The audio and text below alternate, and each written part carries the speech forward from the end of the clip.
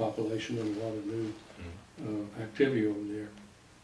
Is there a new farmer that's going to be created, and if so, how? Well, every 10 years when the new census numbers come out, we redistrict the precincts. Because by statute, you have to have 25% population in each precinct. And if it gets more than a 5% variance out of that range, we would have to redistrict within that 10-year period. But every time the new census numbers come out, we look at that and then we redistrict the precincts. As a matter of fact, Precinct 2 used to take in part of Granger land and Cut and Shoot back years ago. And part of that had been cut off so that we became more kind of contiguous over here on the west side. We didn't have that little sliver across the county picking up all the east side. So we adjust those precincts. Is that a state mandate? It is, yes, sir. So Yes, sir. the formula is that everybody gets a quarter. By statute, you have to have 25% population in each precinct, and in that way, each precinct has equitable representation on the board. Okay, I think we'd be remiss if we didn't ask you to give your side of the story on the Joe Corley Prison Mental Health Facility. Sure. That whole story. Let me give you the quick story on that. 6 or 7 years ago, we were looking at our jail population exploding. Sheriff said, look, at some point I'm gonna need a new jail. We started thinking about that. Found out at the same time that the feds, that ICE and U.S. Marshals were looking for a place to house immigration prisoners. And so we thought, well, gosh, if we could build this facility now and contract with them to help defray some of that cost until such time as we needed that facility, then that'd be a great deal. So we started to look at that, found out that would work. Found also that we could sell tax-exempt bonds at a much more favorable rate. And so we talked to the IRS, said, look, we're going to be having an income coming in. How does that impact us with you guys if we sell tax-exempt bonds? And they said, look, as long as within 5 years, 30% of the prisoners in that new facility are county prisoners, you're fine, which fit the model that we had kind of projected for that growth. So we sold the tax-exempt bonds to build a jail. Then we went to our county court of law judges and district court judges and said, quit putting people in jail that don't need to be there. If there's a way you can implement a punitive measure that doesn't force us to have to feed them, clothe them, house them, medicate them, do that, assess a fine, do something else besides put them in jail. So they started working on that. And in the meantime, our county population growth had kind of leveled off. Our jail population growth did the same thing. We're contracting with the feds.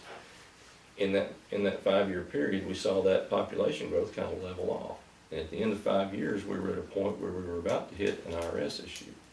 And so we had an option to either move 30% of the prisoners out of our current jail into the Joe Corley and have someone else house them, which the sheriff was very uncomfortable with and didn't make financial sense. Or we could remove GEO from the picture altogether, put our prisoners, 30% of them into that jail, and we house them. Then we had 2 jails that weren't at full capacity use.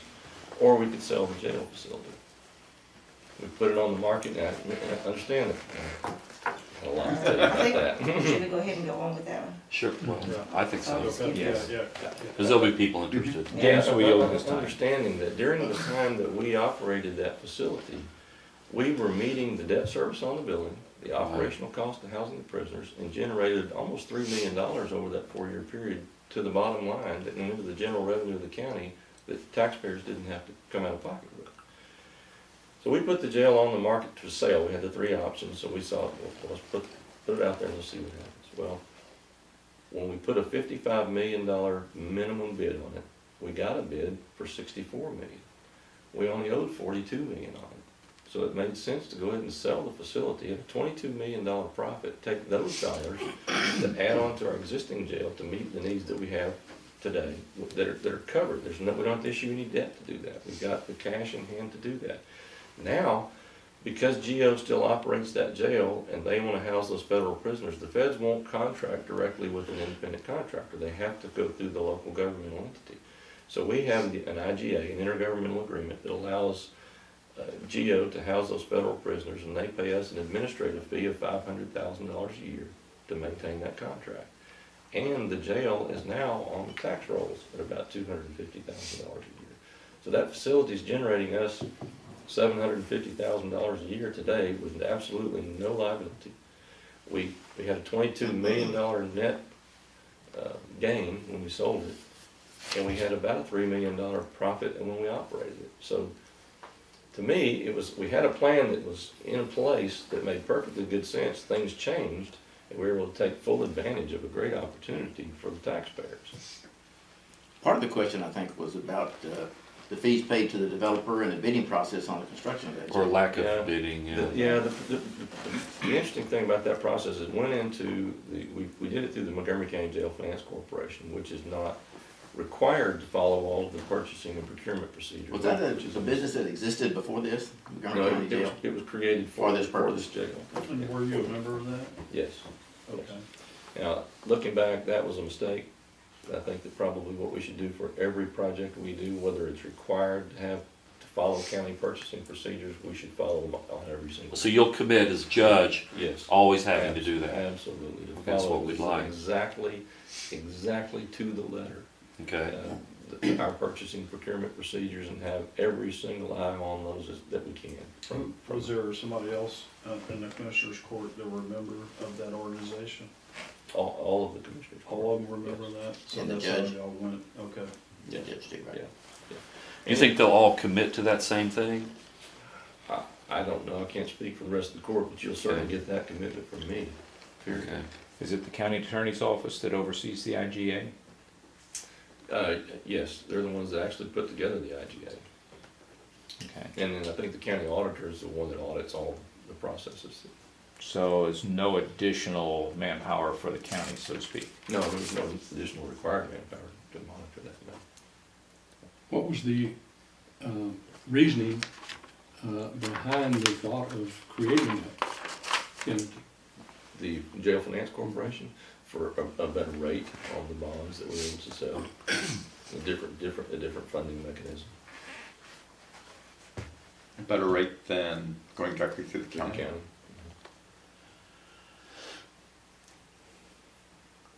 Okay. James? Okay.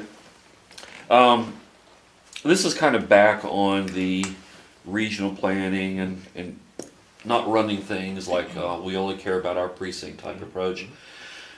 When it comes to building roads, it isn't like any precinct or the county owns an asphalt mine or concrete mine, yet the precincts, at least 3 out of the 4, feel they need to own equipment to do everything but mine the asphalt or make the concrete. So my question is, since I know in every precinct, they're not always using that equipment. It sits around. It's not being used all the time. Sure, for emergencies, you'd want something available. But why can't the equipment basically, either all of that be outsourced, because, the state doesn't build the highways. They basically outsource it to a company. And there's plenty of road companies around to pick from. If one doesn't work out, penalize them on the contract, get another one. Whereas when we do it all internally with our own state or our county employees, if it messes up, well, maybe somebody gets fired, but the county's out of that money.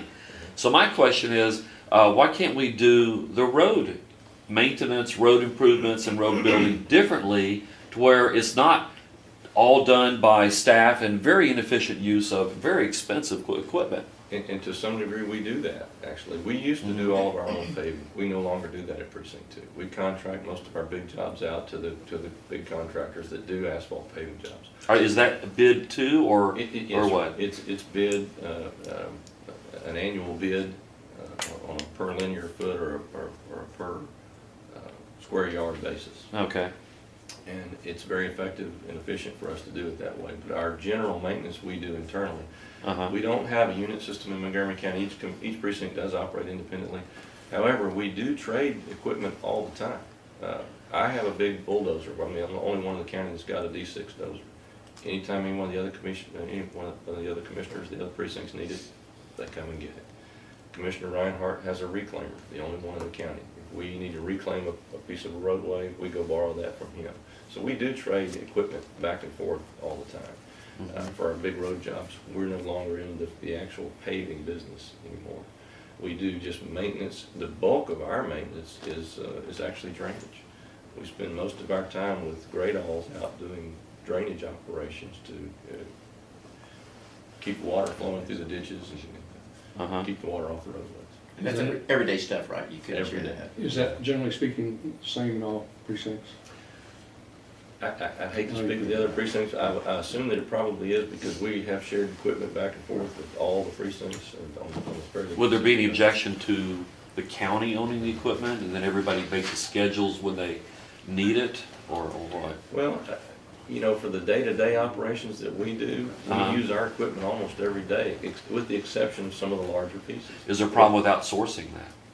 Well, Hiring on the stuff. drainage, I would say that would be extremely difficult, because we send 4 different crews out every day with a stack of tickets when people have water standing in front of their house, or they Uh-huh. have culverts that are blocked up. We send them out on a regular, consistent basis. So you're saying they're fully occupied? They're behind, they stay behind. So to try to contract that type of work out and spot hit places where we get complaints would be pretty difficult to do.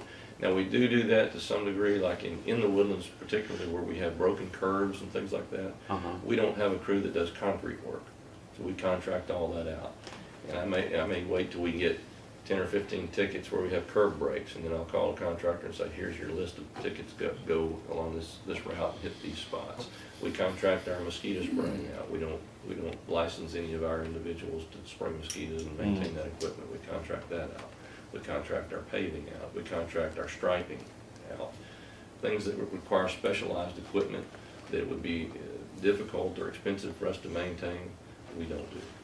One quick question. As county judge, are we gonna start seeing Craig Doyle courthouse building or Craig Doyle parks or any of I that? can promise you. Just a quick question. I do not want a road named after me. Okay. I do not want to build, matter of fact, I proposed in Commissioner's Court a few months ago that we not name any buildings after any sitting elected official in the future. You could use veterans from the county. I think that's a Yeah, great idea, or Medal of Honor or potentially something. people that have served in the past, but to name a building after someone who's James in Barrett office. Boulevard, that sounds good. Ignore him. James Barrett Boulevard, got I a ring don't to think it. so.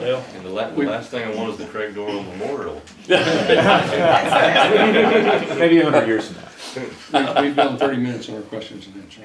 So it leaves us with 15. Okay, you mentioned in your introduction that you've been part of the HGAC for quite some time. This most recent time, you actually chaired it.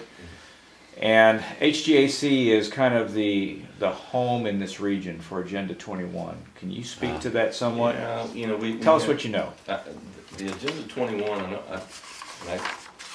don't know if I would consider them the home for Agenda 21, but Where is? I know we looked at the sustainable development plan that was put together. Got the right buzzwords. And I think that, you know, the word sustainable development sometimes can kind of be a little misleading, because I feel like, as a commissioner, as county judge, I need to help develop things that will sustain themselves into the future, a county that will sustain itself, that will grow and prosper and allow the same opportunities for jobs and growth for my kids and my grandkids and generations to come.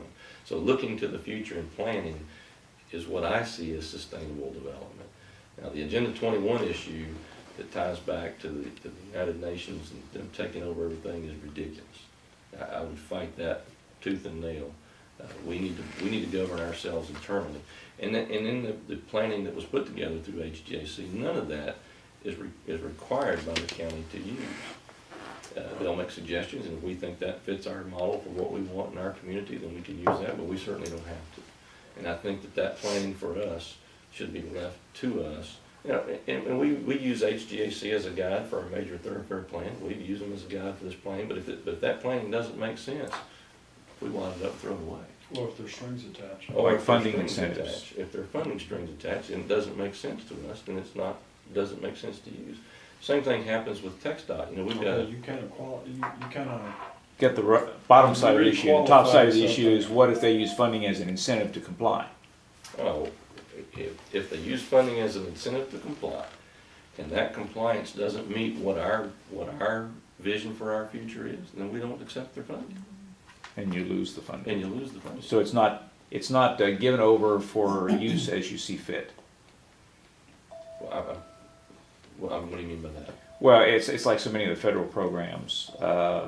You've got to play by our rules if you want our funding. Other than that, we keep the money that you sent to Washington. And we pay for it either way, yeah. Well, if they send the money with strings, I say we don't accept it, plain and simple. And that's what happens with, like the, TxDOT has a program, their off-system bridge program, as it relates to transportation, where they'll come in and pay 80% to rebuild off-system bridges that are not on a state system highway. Sometimes we can build a county bridge that's more than adequate for the roadway that it serves for less than our 20% contribution for the monumental bridge that they want to build to their specifications. So it doesn't make sense to accept those dollars. And so we've gone in at times and rejected those dollars and built bridges or replaced structures with tank cars and culverts that adequately serve the roadway and don't accept those state dollars. For that reason, it's going to cost us more to do what they want us to do than what we can functionally do for ourselves. Okay, well, I'm glad to hear that you're familiar with Agenda 21. And you know, the federal government is using unprecedented techniques to attack individuals and to attack the state's rights. And this particular administration is facilitating the world government in doing the same thing. Yes. And we got a number of issues like that, you know, Agenda 21, HGAC, firearms, ALAC, I'm not sure if you're familiar with that. But there are a number of states and a number of counties and a number of conservative groups who have attempted to do what most would call nullification. And, you know, Steve Toth had a firearms protection bill that said, you know, government can do what they want to, federal government can do what they want to, but states, counties are not going to use county people or county funds to assist the federal government. And some counties have resolutions introduced by conservative groups that say the same thing. Our county resolves that we're not going to allow our sheriff, we're not going to allow our personnel, we're not going to allow any funding to assist federal government in pursuit of things that we think are unconstitutional. So when our Tea Party or the PAC brings you a resolution that says, will you sound this on behalf of Montgomery County, are you for one going to be agreeable to sign that? Well, my oath is to protect and support that Constitution. If something's unconstitutional, absolutely. Well, a lot of things that are unconstitutional that get done. You know, Right. most things Obama does are unconstitutional, but they Right. get done. So we you know, Executive orders. yeah, I think what the counties have done. That's very frustrating to me as well. Yeah, and Clear Lake did it, I think, and they brought a resolution to their county that said, as a county, we resolve that we're not gonna accept that. And so we would want your signature and whoever the other guys are on it as a county policy. I would support that.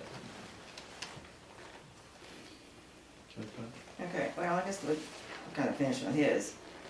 As judge, what will you do to help prevent the disgrace that came from into our county of Joe Curley ever from happening again? Well, that's, again, going back to anything we do from this point forward follows our purchasing and procurement procedures, reviewed by the county attorney, reviewed by auditing, reviewed by our purchasing department, reviewed by our contract review committee to ensure that everyone has had their eyes on everything that's out there to make sure that we're dotting i's and crossing t's and doing things very transparently and following those procedures.